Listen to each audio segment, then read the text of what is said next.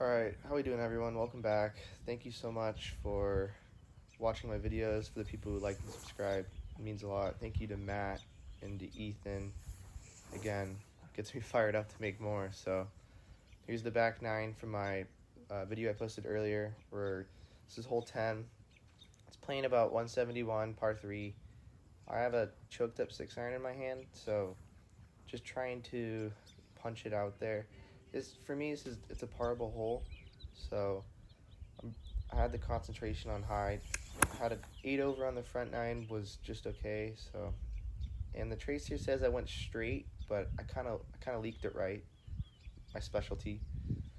So I have about 10 yards to chip, and I have the 60-degree in my hand because I'm trying to get some loft under it. And the green's sloping from right to left, in my view right here. So I'm trying to hit it and then let it roll down. And I think the 60 degrees the call, and I probably should have went with the 56. I have the loft in the 60. It's hard to control sometimes. So now I got this for my par chip. I'm just trying to save bogey at this point, and I hit a phenomenal chip. I took the 56. I said, screw you, 60 degree, and I hit a perfect chip for a tap-in bogey, and that's fine. 1 over through 1, scramble bogey. Hole 2 in the back, so hole 11. It's about, I don't know, 322 yards, par 4. I opted the driver because I was feeling pretty good, and I had a really good shot. I was happy with this. I have about 105 in, so I have the 50 in my hand. And as you guys have seen earlier, I hit this club well, and it shows. It's a good 105 full swing 110-yard club, and I stick it right on the top of the green. And I am on the green, but it's not a good place to be.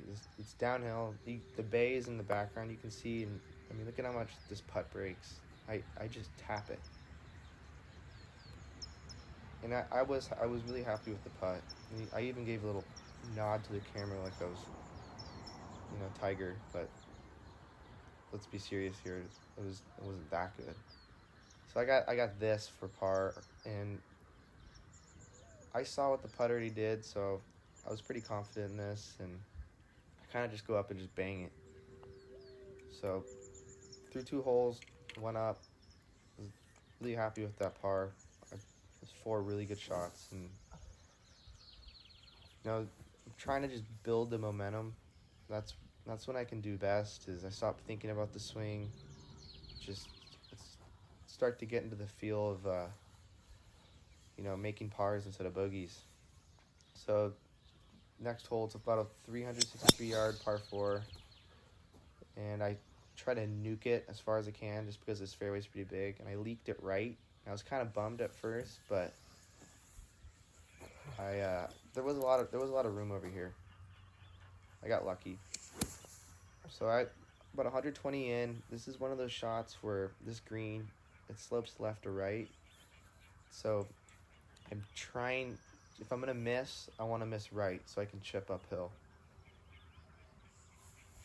And I was aimed straight, and straight for me on the shot was left. So I put it to where I give myself the hardest chip on the golf course. It's downhill. I'm aiming for the fringe, and at that point, it's a prayer, just because it's going flying towards the water. And the pin, the blue pin on this hole, it's a difficult pin. I was happy with this chip. It just, I guess I should have brought it 3 feet closer. But again, the ball, it looks like it went off the green, but it's still on there. I'd rather have an uphill chip than a downhill one, or putt, excuse me. So I got about 13 feet for my par putt. And again, I can just hit this putt hard, and I hit it really good. The speed was fine. It was a little offline. I mean, it broke like a foot. It's crazy. These greens are crazy. They'll give you a run for your money. But live to die another day. We'll take the bogey. So, hole 4 in the back. It's about 423 yards, downhill. These downhill tee shots give me an opportunity to float it left or right. This is one of those where you got to hit it straight. And I go right. I was really bummed with this shot because this is one of the only tee shots on the course where you have to go straight. And I tried to concentrate, and I put it where I always do. And if I had $1 million, or if I had $1 for every time I put it over here, I'd be a millionaire. I'm always behind this tree. And because of that, I think I take my 4-iron and I try to go under the tree, and I instead hit it towards the tree like I was aiming for it. And I should have just punched out, but I got really lucky and I hit it. It hit the tree and came out. I got about 150 in, and I'm sorry about the tracer. It got screwed up, but I have about, I think, an 8-iron in my hand, and I'm swinging full. And this is one of those greens where it's about your miss if you're not hitting the green, and you don't want to miss right, and you don't want to miss long. And I do both, leaving me with an extremely difficult chip. One of those where I have about 2-3 feet to work with, and I hit this perfectly. That's exactly what I wanted to do, and at that point it was up to the green. So the result may not look too good, but that's about as good as it gets for me. So I got this for bogey. I have it breaking a ball, but I mean, you guys see the ocean, and it just goes. It just keeps going. So double bogey putt. I'm so angry, I just put it right back in. And if any hole on the course is double bogey, for me, it's that one. It's a tough hole. So par 5, it's about 454 yards. Not a far one, but it's uphill, so it is difficult. It's reachable, but it's difficult. And I go right. And that was the story of the day. It was, some days you go right. And if your tee shots are always going right, then you're going to have a difficult time getting par. So I take my hybrid, and I just try to punch it up there. And I had a really good shot. I had a crappy lie. I was in the weeds. So we got about 60 yards uphill. And instead of hitting the 60, I go with the less loft, the 56. And it's extremely uphill. It's a difficult approach shot. I get a great chip. I hit it straight. I was just aiming a little left of the pin. But I'm dancing, putting for birdie. And at this point, I'm just gonna warn you guys, I got hungry. I got really freaking hungry. And the concentration went out the window. It came in at about 2 holes back, and I was waiting. I was playing by myself, so I was waiting a bunch. And I hit a bad putt. It was a bad lag putt. But it doesn't matter. It's about your par putt. And I have about 4 feet uphill a little bit, and I miss it. If you don't putt with authority on this course, you will. It shows. You can't let these putts break. They'll just keep breaking. So we'll take the bogey. And we got about.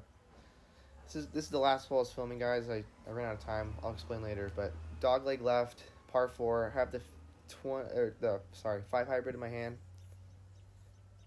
And I try to hit this straight, maybe a little bit over the tree, but I hit such a bad shot that the tracer didn't even pick it up. It was just so bad. And I got lucky, at least leaving me a somewhat shot. And the hole's behind these trees, so I take my 4-iron, and I'm feeling artsy, so I try to whip it around the tree. And I do. It was probably the coolest thing I've ever done. I purposely tried to do that, and it worked. And if I hit this harder, it might have gone on the green. Well, I'm being generous, but I got up 60 yards, 60-degree in hand. And another one of those holes where if you're going to miss, you want to go right. It's going towards the bay on the right. and I hit a really good shot, and my reaction is I'm pissed, but it was good. It's because I didn't realize it was a good miss. And when I mean good miss is I'm putting here. And then for my par putt, I hit an absolute beauty, and I thought it went in, but it didn't. So that leaves me with bogey golf on the back. That's fine.